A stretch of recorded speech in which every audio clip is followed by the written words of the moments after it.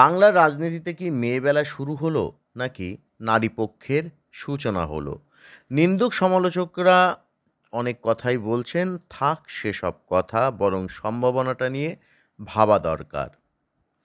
সদ্য সমাপ্ত লোকসভা নির্বাচনে পর সাংবাদিক ও প্রাত্যহিক পর্যবেক্ষকরা বাংলায় জনবাদীদের জয়কে প্রায় কারণজনিত বলে ঘোষণা করেছেন। নেপথ্যে নাকি লক্ষ্মীর ভাণ্ডার এবং নির্বাচনে তার এক বিরাট প্রভাব পড়েছে। আর সে কারণেই তৃণমূলের এত জয় জয়কার। এবং জনবাদীদের এই যে জয়, তা যেন সারা বাংলার ভাগ্য নির্ধারণ করেছে লক্ষ্মীর ভাণ্ডার প্রকল্প। এই প্রকল্পের গুরুত্ব সবাই জানেন বাংলার সাধারণ নারী জীবনে। তাই এ নিয়ে নতুন করে বলা অর্থহীন। তবে এই সক্রিয়তা কি লক্ষ্মীর ভাণ্ডারেই সীমাবদ্ধতা, নাকি আরও একটু বড়ভাবে ভাবার সুযোগ নেওয়া উচিত? সমগ্র দেশে এবার নির্বাচনে পুরুষ ভোট দাতাদের মধ্যে 65.8% ভোট দিয়েছিলেন। অন্যদিকে মহিলা ভোট দাতাদের 65.78% ভোট দিয়েছে। 1962-তে এই শতকরা হিসাব ছিল যথাক্রমে 63.31% এবং 46.6%। 2019-এ এই হিসেব ছিল যথাক্রমে 67.2% এবং 67.18%। ইতিহাস দেখলে বোঝা যাবে মেয়েরা বিভিন্ন প্রদেশে সময়ের সঙ্গে সঙ্গে কীভাবে অধিক হারে নির্বাচন দিতে এগিয়ে এসেছে। বাংলা এই চেহারা আরও অনেক পরিষ্কার। এবারের ভোটে দক্ষিণপন্থী শাসক দলের আসন জেতার ক্ষমতা ক্রমাগত কমেছে। প্রথম পর্বে তারা 39% আসন জিতেছে, মোট 77টি আসনে প্রতিদ্বন্দ্বিতা করে। তৃতীয় পর্যায়ে বিভিন্ন ঘৃণা ভাষণ এবং উত্তেজক প্রচারের সাহায্যে জয়ী আসন সংখ্যা বেড়েছিল যথাক্রমে 67 ও 70%। পঞ্চম পর্যায়ে তা আবার নেমে যায় 45% এবং শেষ বা সপ্তম পর্যায়ে 35%। মোট জেতা আসন সংখ্যা হয়ে দাঁড়ালো 54%। ভবিষ্যতের ইতিহাসবিদ হয়তো স্বীকার করে নেবেন যে একনায়কতন্ত্রের বিরুদ্ধে প্রতিরোধে প্রধান সামাজিক শক্তিরূপে আবির্ভূত হয়েছে মেয়েরা। পশ্চিমবঙ্গে ঐতিহাসিকভাবে রাজনৈতিক উদ্দীপনা অন্যান্য প্রদেশ থেকে বেশি এবং নির্বাচনে তার প্রতিফলন ঘটে। নির্বাচন কমিশন জানিয়েছে এবার নির্বাচনে তারা পশ্চিমবঙ্গে 1,19,276,276টি আবেদন পেয়েছিলেন সভা সমিতি শোভাযাত্রা ইত্যাদির জন্য। সংগঠিত মিটিং শোভাযাত্রা ইত্যাদির প্রকৃত সংখ্যা ছিল 95,000। যেন সবাই রাস্তায় নেমে আসতে চেয়েছিল ভোট দিতে। প্রথম পর্যায়ে 81.11% ভোটার বাংলায় ভোট দিয়েছিল। সারা দেশের হিসেবে এই শতকরা সংখ্যা ছিল 66.14। দ্বিতীয় পর্যায়ে এই সংখ্যা ছিল 76.58% এবং সারা দেশে 66.71%।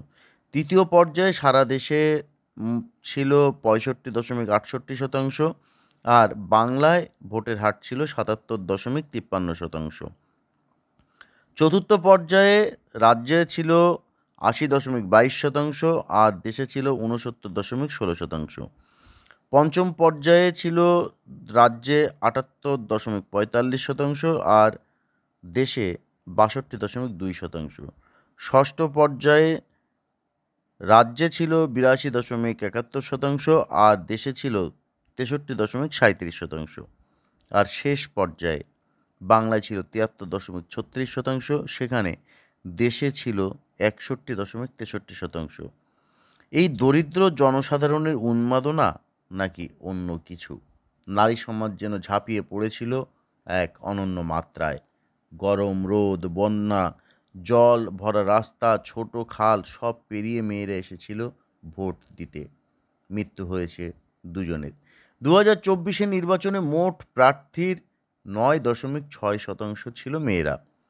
পশ্চিমবঙ্গে তৃণমূল দলের 42 জন প্রার্থীর মধ্যে নারী প্রার্থীর সংখ্যা ছিল 12%। হিসেব ধরা যায় 25%।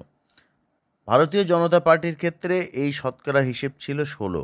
নারীদের ভোটদানের অংশ দেখলে এই চেহারা আরও বোঝা যাবে কারণ নারীরা পুরুষদের চেয়ে 3% বেশি ভোট দিয়েছে। তমলুক, কাথি, ঘাটাল, মেদিনীপুর, বাংলার এই বিস্তীর্ণ অঞ্চলে নারী সমাজ ভোট দিয়েছে ব্যাপক হারে। গ্রাম বাংলার ধুলো মাটির রাস্তায় কিশোরী থেকে প্রবীণা সবাই নেমে এসেছে, বসে থেকেছে, প্রতিবাদে মুখর হয়েছে। যে অর্থনীতির মূল বৈশিষ্ট্য সম্পদ আহরণ কেন্দ্রিক প্রক্রিয়া, সেই অর্থনীতিতে মেয়েদের খাটতে হয় পুরুষদের চেয়ে অনেক বেশি। তাদের শোষণ চলে অধিকারে। হাজার লক্ষ শ্রমিক যখন পরিযায়ী হয়ে যায়, মেয়েরা তখন ঘর সামলায় মা, মেয়ে, বউ, বোন। কৃষি সংকটের ধাক্কা সামলায় মেয়েরা। মনে রাখতে হবে, সমগ্র দেশে অবৈধ বিবাহের, মূলত শিশু বিবাহ, 15.2% ঘটে পশ্চিমবঙ্গে। সমীক্ষা বলছে 15 থেকে 24 বছরের মেয়েদের 49.9% বাড়িতে থাকে, স্কুলে তারা যায় না। তারাই আসলে বাংলার গৃহ অর্থনীতির বোঝা সামলায়। জাতীয় সংখ্যা কিন্তু বিরাট কিছু তা নয়, তবুও এই রাজ্যে থেকে কিছু ভালো। এমনকি আমাদের গর্বের কন্যাশ্রী প্রকল্প মেয়েদের এই দুর্দশা থেকে বাঁচাতে পারেনি। কাজেই বিস্মিত হব কেন যখন মেয়েরা এগোচ্ছে অনেক বেশি উৎসাহে, উদ্দীপনায়, অথবা সরকারি সাহায্য ও কল্যাণকামী পদক্ষেপ তাদের মনে এক অভূতপূর্ব আনন্দ সৃষ্টি করেছে। খেলা হবে ধ্বনি উঠলে সহস্র নারীকণ্ঠে সেই আহ্বানের সাড়া শোনা যায়। মেয়েরা সাড়া দেয় জনবাদী সরকারের কথায়, বিশেষত এক মহিলা মুখ্যমন্ত্রীর প্রতিশ্রুতিতে। এই প্রতিশ্রুতি অব্যর্থ হয়, এই ডাকও স্পষ্ট নয়, কিন্তু লক্ষ লক্ষ মানুষের কাছে এই অর্থ পৌঁছে যায় বা গেছে। জনবাদীরা সক্ষম হয়েছেন আপাত দৃষ্টিতে অঞ্চল, জাতি ও পেশা নির্বিশেষে মেয়েদের জড়ো করতে। রাজনীতির জন্য নারী সমাজ সৃষ্টিতে যে কাজ বামপন্থীরা তাদের দীর্ঘ গণ আন্দোলন ও পরিশ্রমের মাধ্যমে এইভাবে করতে সক্ষম হননি, তা করেছে। যদিও এই শতাব্দীর গোড়ায় ভিখারি পাসোয়ানের সহস্র মৃত্যুর প্রতিবাদে চটকলগুলিতে নারী সমাবেশ, তারপর সিঙ্গুর, নন্দীগ্রাম, যে সাম্প্রতিক ইতিহাস তার ভিত্তিরূপে কাজ করছে দীর্ঘ জাতীয়তাবাদী বামপন্থী কর্মোদ্যোগের। শুধু সরকারি প্রকল্প কি কাজ হতো যদি জনবাদী রাজনৈতিক বোধ না থাকতো?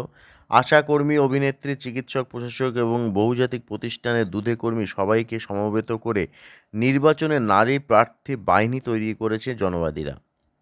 এই রসায়ন অনেকটাই দুর্গেয়। নির্বাচনী সমাবেশের অর্থ শুধু ভোট দেওয়া নয়, প্রার্থীর কথা শোনা, সেই দল বা সরকারের নীতি বিবেচনা এবং অনেক ক্ষেত্রে সাময়িক বক্তব্য অথবা ঘটনার বিচার করা। এই প্রেক্ষিতে মেয়েদের ভোটদানকে পর্যবেক্ষকরা এক একজন নারী ভোটদাতার ভোটদান রূপে দেখেন। নারী সমাজের সমাবেশ রূপে দেখতে তারা সম্মত হন না।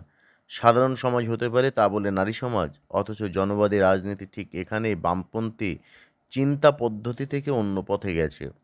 বামপন্থীরা নারী শ্রমিক, শ্রমজীবী নারী, চাকরিজীবী নারী, এই রকম পেশার শ্রেণীভিত্তিক সংগঠন তৈরির কাজে নিয়োজিত ছিল।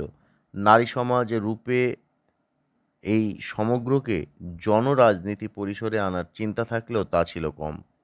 তাই বিস্মিত হওয়ার কিছু নেই যখন দেখা গেছে সমগ্র দেশে পুরুষ ও নারী ভোটদাতাদের শতাংশ প্রথম পর্বে ছিল 66.22%, 66.7%, এবং পশ্চিমবঙ্গে এই শতকরা ছিল 81.25%, 82.59%। 7টি পর্ব জুড়ে বাংলায় মেয়েরা বেশি হারে ভোট দিয়েছে।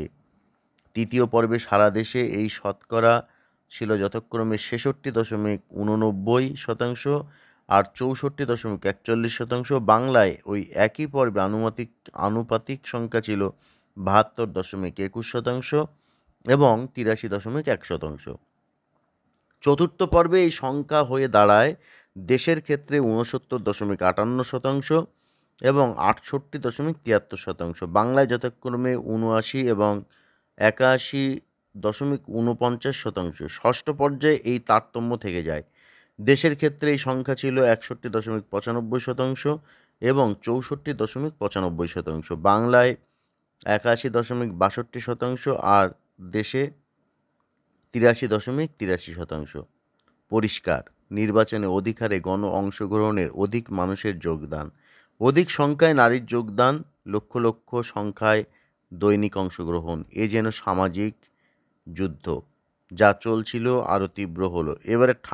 এবারের মাথা ঠান্ডা রাখা আরও শক্ত ছিল। প্রতিদিন সংখ্যালঘুদের অপমান এবং যে কোনো প্রতিবাদকে শহরে নকশাল বলে আখ্যায়িত করা, নির্বাচন মিটলে প্রতিশোধের হুমকি এবং যৎসামান্য সরকারি কল্যাণ প্রকল্পগুলিকেও বন্ধ করার কথা ঘোষণা, এর সামনে এই প্রচারের সামনে মন শক্ত করে সংগঠিতভাবে ভোট দেওয়া সহজ ছিল না।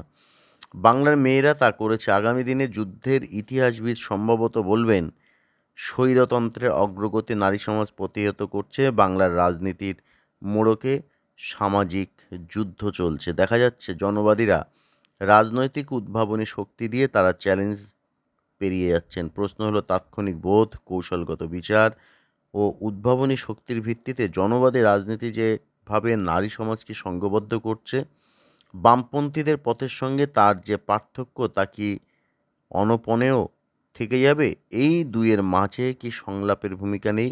সম্ভবত বাংলার নারী সমাজের রাজনৈতিক জীবনে এই প্রশ্নের উত্তরের দিশা। জৈব রাজনীতি বাংলায় আজ রাজনীতির মূল রূপ হয়ে দাঁড়িয়েছে। নারী ছাড়া এই রাজনীতি জৈব রাজনীতি হয়ে উঠত না।